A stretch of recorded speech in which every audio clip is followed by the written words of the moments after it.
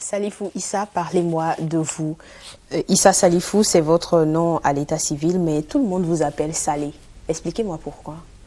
Salé, c'est le diminutif de Salifou. Donc c'est juste ça. D'autres, au lieu de dire Salifou, disent Salé. Et tout le monde s'est habitué à Salé, donc on m'appelle Salé. Et je réponds au nom de Salé. Cela vous motive généralement? Est-ce comme un nom de guerre qu'on vous donne généralement quand vous arrivez à avoir des succès? Non, pas du tout, pas du tout, pas du tout.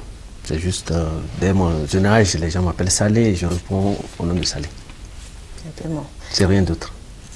Alors, j'aimerais bien que vous me racontiez un petit peu, parce que je sais que vous êtes dans la téléphonie. La première fois que vous avez touché un téléphone ou que vous l'avez vu fonctionner, quelle a été votre réaction? Déjà, le téléphone fixe.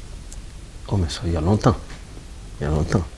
Si vous voulez que je vous parle comment je suis arrivé dans l'aventure. Donc, la première fois que vous avez compris, certainement quand vous étiez enfant, je ne sais pas, vous me le direz, la première fois que vous avez vu quelqu'un prendre un téléphone et vous avez compris qu'on est en train de parler à quelqu'un d'autre qui est à distance, quelle a été votre réaction? Je trouve que c'est extraordinaire. Dans la mesure où quelqu'un qui est à 10 000 km de vous, vous pouvez lui parler et vous l'attendez, il vous entend. Donc c'est quelque chose d'extraordinaire, le téléphone. Ça s'est passé comment? Bon, il faut dire si que vous vous en souvenez encore. Je l'ai connu un peu tardivement parce que mes parents n'avaient pas le téléphone. Je suis issu d'une famille modeste. Ils n'avaient pas le téléphone fixe à la maison. J'ai connu le téléphone fixe quand je suis parti de chez moi pour venir à Cotonou. C'est là où j'ai connu le téléphone fixe. Je dirais au bureau, même après l'école. Quand j'ai commencé à travailler, c'est là que j'ai connu le téléphone. Et qui vous a montré le fonctionnement? Ben, au travail. Au travail, les gens m'ont montré comment on peut téléphoner, comment on reçoit, et puis voilà. C'est comme ça que j'ai connu le téléphone. Et après, votre préférence est aller du côté du mobile, c'est ça? Oui, le mobile, là, ça c'était une révolution qui est arrivée après. Beaucoup après, je crois que c'est dans les années 90 qu'on a commencé par voir les premiers mobiles sortis. Et puis, ben, bon, je trouve aussi extraordinaire. Aujourd'hui, tout le monde, dans une famille, le père, l'enfant, même le gardien a son téléphone. Voilà. Vous êtes aujourd'hui parmi les opérateurs économiques les plus connus de notre pays. Cela a-t-il été facile pour vous? Pas du tout. C'est extrêmement difficile. Il faut aimer le travail, il faut persévérer, il faut se battre jusqu'au bout, il faut reculer devant rien, il faut être fort pour partir de zéro et puis réussir à faire quelque chose. C'est ce que j'ai fait. Est-ce que c'est parce que vous avez réussi quand même à rencontrer des personnes qui ont déterminé votre succès? Peut-être. Vous avez eu des mentors, des personnes qui vous ont aidé à réussir dans ce chemin-là? Je dis peut-être, mais c'est d'abord par le travail que moi-même je portais et puis par le courage surtout qui m'a beaucoup sauvé parce que j'avais un souci, mes parents étaient pauvres, il fallait que je me batte pour les sortir eux de la pauvreté. C'était mon objectif. Je suis parti de l'école très jeune. Vous aviez quel âge? Actuellement, j'ai 48 ans. Non, quand vous êtes parti de l'école? 17 ans. J'avais 17 ans quand je suis parti de l'école, parce que mes parents ne pouvaient plus payer l'école. Alors il fallait que je parte pour que je commence mes premiers pas et que je trouve quelque chose pour survivre et pour les aider aussi à suivre. Je suis issu d'une famille où j'ai 4 grandes soeurs, 4 petites soeurs, donc il n'y a que des femmes. Je suis le seul garçon de mon père et de ma mère, et donc c'était difficile. J'étais le seul garçon, donc toute la charge était sur moi. Le jour où pour la première fois vous avez gagné de l'argent, oui, qui était vraiment le fruit de vos mains, oui, quel a été votre sentiment? J'étais heureux. J'étais heureux. Et qu'est-ce que j'ai fait? J'étais à Cotonou ici, j'ai gagné une commission dans une vente. Et tout de suite, je suis parti à Boycon pour voir ma mère.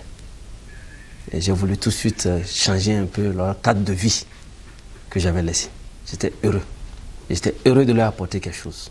Parce que je savais les conditions dans lesquelles ils vivaient. Le courage, est-ce votre mère qui vous l'a enseigné ou votre père? Parce que vous m'aviez dit tout à l'heure que vous êtes courageux. Ma maman surtout. Ma maman surtout. Je l'ai vue, elle se battait beaucoup. Elle faisait le commerce entre Boycon et Manaville, où elle amenait des oranges, des bananes, dans des camions. Pour une femme, ce n'était pas facile. Ce qu'elle faisait, je ne voyais pas mon père faire la même chose. Alors, je l'ai vue, c'était une battante. Malheureusement, elle n'est plus, mais bon, je tire beaucoup de choses d'elle. Parce que pendant les vacances, je l'accompagnais. J'étais son seul garçon. Vous l'aidiez à vendre aussi? Beaucoup. Vous savez peler les oranges? Je faisais tout avec elle. Je me promenais dans le marché avec les oranges sur la tête et tout. Les bananes. Voilà. Et vous n'aviez pas honte du tout de le faire? Ah non, non, pas du tout. Pas du tout. C'est ma mère. Je voulais l'aider. Je préfère plus travailler que de la voir travailler à ma place.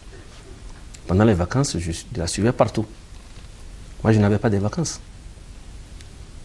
Je la suivais pour aller vendre avec elle et puis l'aider tout le temps.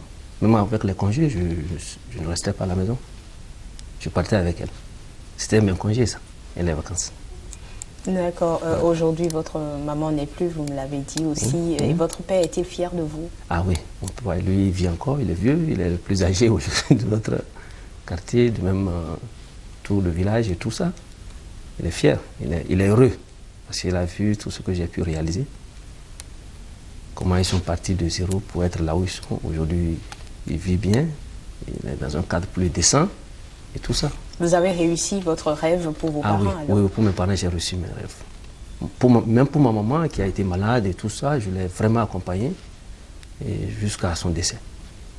Alors, Malanville, Boïcon, Niamey, à quoi ces trois villes vous font penser? Boïcon, je suis né à Boïcon, j'ai grandi à Boïcon, ma maman est née à Abomey, sa maman aussi est née à Abomey, donc voilà, ça c'est le premier point. C'est le pays de mon enfance. Ouais, aujourd'hui, je vois tous ceux avec qui j'étais à l'école. Ça dit, là où je me sens le plus vraiment à l'aise, c'est Boïcon. C'est Boïcon. Quand je retourne à Boïcon, je suis à l'aise. Vous comprenez fond? Ah oui, je parle très bien fond. Je suis fond, moi. Parce que l'histoire de mes parents date de 1800. Du temps du royaume d'Abomey. Malanville, alors? Manaville, c'est le pays de mon père. Il a quitté Manaville pour venir rester à Boïcon, où on allait de temps en temps, où je suis très bien implanté. J'ai gardé de très bonnes relations avec les frères et sœurs de mon père. Je vais régulièrement. C'est pour ça que je n'ai pas eu du tout de mal d'être élu à Manaville. J'ai été conseiller plusieurs fois. J'ai été maire de Manaville. Et c'est de là aussi que j'ai été député à l'Assemblée nationale. Et Niamey? Pas deux fois. Niamey, je vais de temps en temps au Niger, oui, qui est le parent de nos aïeux. Et j'aime beaucoup le Niger aussi. Et vous savez, Manaville, c'est la frontière entre le Niger et le Bénin. Les deux peuples sont presque les mêmes. Vous êtes marié et père. Dites-moi, qu'est-ce que ça fait de marier ces deux filles le même jour? Chez nous, c'est le rêve de tout bon musulman. Votre fille à un certain âge, de l'avoir mariée, de l'aider à s'installer. Et j'étais heureux de voir que bon, j'ai pu faire ce rêve de marier mes filles. J'ai 48 ans, j'ai 3 grandes filles. Une a fini ses études, elle est aujourd'hui à Lyon, ingénieure de télécom, elle travaille chez France Télécom. Celle qui s'est mariée la dernière fois, elle devait aller aux États-Unis pour continuer ses études. Je n'ai pas voulu la laisser partir seule. Elle avait un copain qui est aussi musulman comme elle, donc on a fait le mariage religieux. Donc voilà, chez nous, c'est vraiment quelque chose de symbolique. Avec toutes vos nombreuses occupations en tant que musulman, est-ce que vous arrivez à faire les 5 prières quotidiennes? Ah oui, pour tous ceux qui me connaissent savent que je prie régulièrement. Je fais mes 5 prières. Je vais régulièrement à la Mecque pour toujours prier Dieu. Moi, je crois beaucoup en Dieu. Je pratique. Je suis un vrai pratiquant. Vous regardez beaucoup la télé ou vous êtes plutôt radio? La télé, pas beaucoup. Pas de radio non plus. Pas de radio. Pourquoi? Comment vous informez-vous? Un peu, très peu je dirais.